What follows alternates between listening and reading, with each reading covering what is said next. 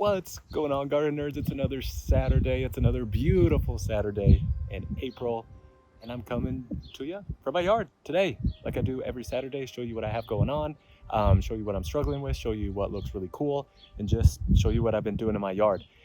Today, I haven't been able to be out here as much because I've had a lot going on. We started with a new yard care client today, and then I have my son's basketball game. But anyways, I'm here now and I've been doing a lot. Here's what I've really been doing is the mulberry tree. So it had, the branches had almost fallen to the ground because it's just insane. It's put on so much growth in just a few weeks. So I really had to trim it out, get rid of all the stuff that is falling. I just want to be able to walk underneath the canopy because I had the pool right here, and I want to be able to jump out of the pool and sit here under the canopy. Obviously, we can't do that right now because of all of these crazy mulberries. No one wants to sit here. But here's the thing about mulberries, guys, is they do this for a month, and then for the rest of the summer, it's just this awesome shade tree that sounds really cool in the wind. So people freak out like, okay, look at my pool deck. I just got all the mulberries off. Here's the thing, all of these stains by the end of tomorrow will be gone because of the sun bleaches them out. So I just get the hose out, I wash all the actual mulberries away into the grass, and then like I said, the next day comes and these are completely bleached out by the sun. So it's not a big deal. And again, you just got to put up with that for a month, and then it's over with, and then you have this awesome shade tree. So that's why I pruned it so that midsummer we could be swimming, hanging out, and then come and jump out of the pool and come hang out here under the shade. But here's what I've really been nerding out about, guys. So I'm gonna walk over here and show you. I trimmed a ton, like a ton. It was insane. I had a big old pile, and why I love the idea of permaculture, why I love the idea of using biomass to grow your soil is because it really works. So I took all of that stuff, and look over here in my very not good looking side yard. I still got to figure out what to do with all this, but over here I wanted to add more organic matter, more biomass here in this little walkway, and next to my mangoes, and next to my other mangoes, and next to my ground cover. So I threw all of it down here, and now it's going to start feeding the soil. So I can take the mulberry tree. It's giving me also mulberries. It's giving me shade. It's protecting all of my mango trees over here. And then on top of that, I can take all the organic matter that I chop from it because it grows so fast, and I can use it to feed my soil and grow more plants. Like, how cool is that? That's how you can use nature, not have as much work for yourself, and use nature to make your life a lot easier in the garden, in your yard, to build your soil. It doesn't have to be that difficult. You don't have to go out and buy all of this expensive artificial, fake, synthetic fertilizers. Just use nature. Just use what nature has given you, and it becomes so much easier. Sorry, I'll get off my soapbox. Here's what else I have going on. So these mangoes, you'll notice with mangoes, some do stuff, others don't. That doesn't mean anything's wrong with one or good with the other. It's just they do their things at different times. So here's all my mango seedlings, new growth there, new growth coming out here, waking up from the winter. So actually, one back in here. Look at this that I had to cut down. Can you see that? And it's starting to put out new growth. One right there, that's putting out new growth. One right there. This is the grafted one. What variety is that? Kent. The grafted Kent. It's flowered. Right here, one back here. See, that one's not doing anything. This one lost its leaves during the winter. It's still green though, so we'll see if it comes back. This one's putting out some new growth.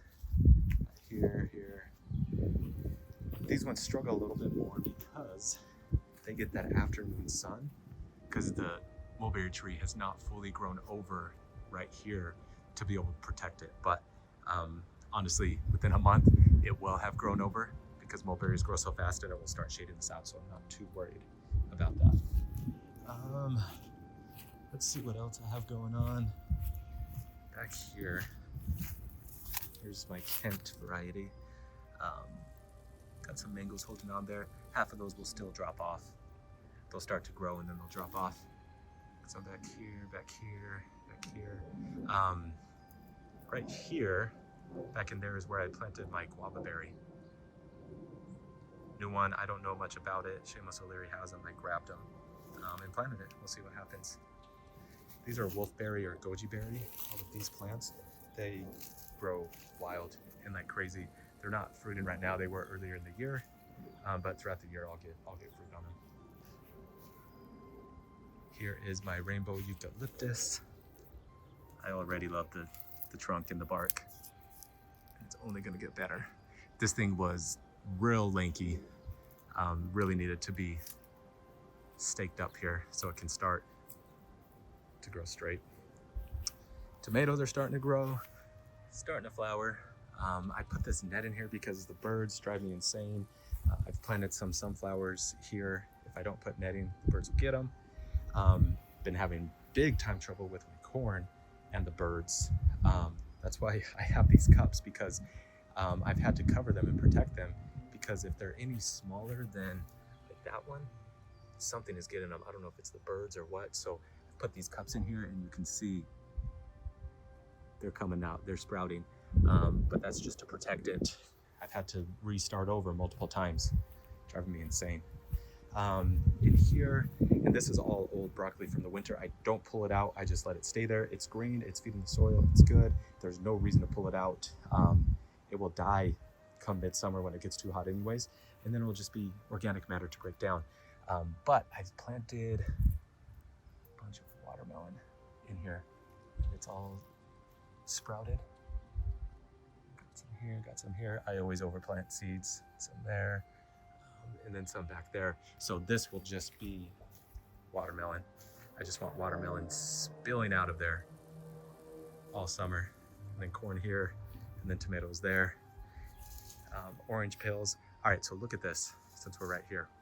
This is my, what type of mango? Sweet tart mango.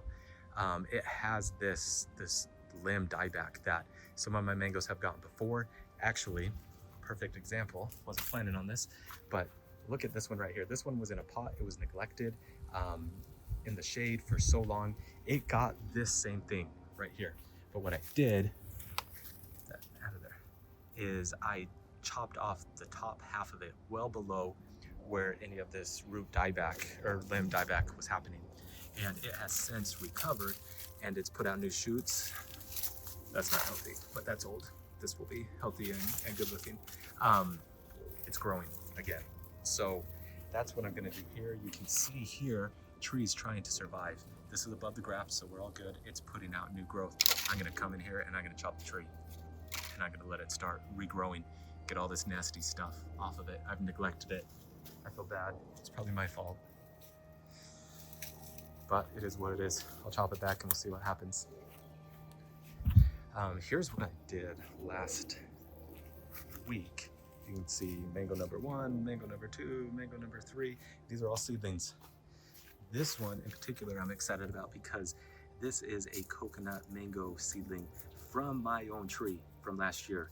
I have a few of those around the yard that I grew the mango, I ate the mango, I planted the mango, so it's second generation here in Mesa. So I'm excited about that one. I hope this one grows well. And then we got another one right here, another one right here. I have a lot of unknown varieties that I just didn't mark well. But the hope with this is you can see how close it is here to my house in the patio.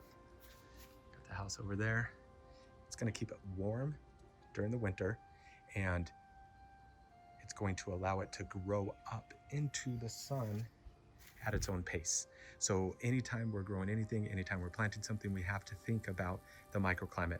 How's it gonna look in the winter? How's it gonna look in the summer? How does the sun exposure change? Are they gonna be too warm? Are they gonna be too cold? And we have to plant accordingly to make it happy. So like I said, in the winter, here under this canopy, right next to the house, it's gonna keep it warm. In the summer, it's gonna get enough shade here because if I'm looking this way, I'm facing north. So it's gonna get enough shade there. And with time, it can grow up into the sun, just like this pomegranate tree did, just like this Barbados cherry did. That very much needs to be pruned, and I've just been lazy. So I'm excited about these. I have just run out of spaces, and so I'm just making up spaces. If they grow well here, I have more seedlings. I have one right here. I have one over, like, I don't know, another 6 over on the other side of my yard. I'll maybe throw a few more in here. So that is what I have going on. You can see over here in the front yard on the other side, my plumeria, my peaches going wild. That's a tropic sweet peach back here. But that is what's going on. Oh, one more thing. I keep forgetting about these and not watering them, but they're good. Starting to get some sprouting. That's a moringa. Some of this sugar cane in here is starting to sprout some roots. Soon we'll see some shoots come up, but growing those, I'll continue to grow more throughout the summer. I just don't have the space to throw out tons of pots, or else I would. Oh, look at this. It's an apple. Beautiful.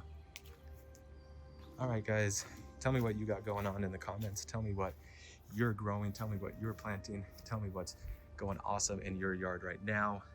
Thanks for hanging out on another Saturday.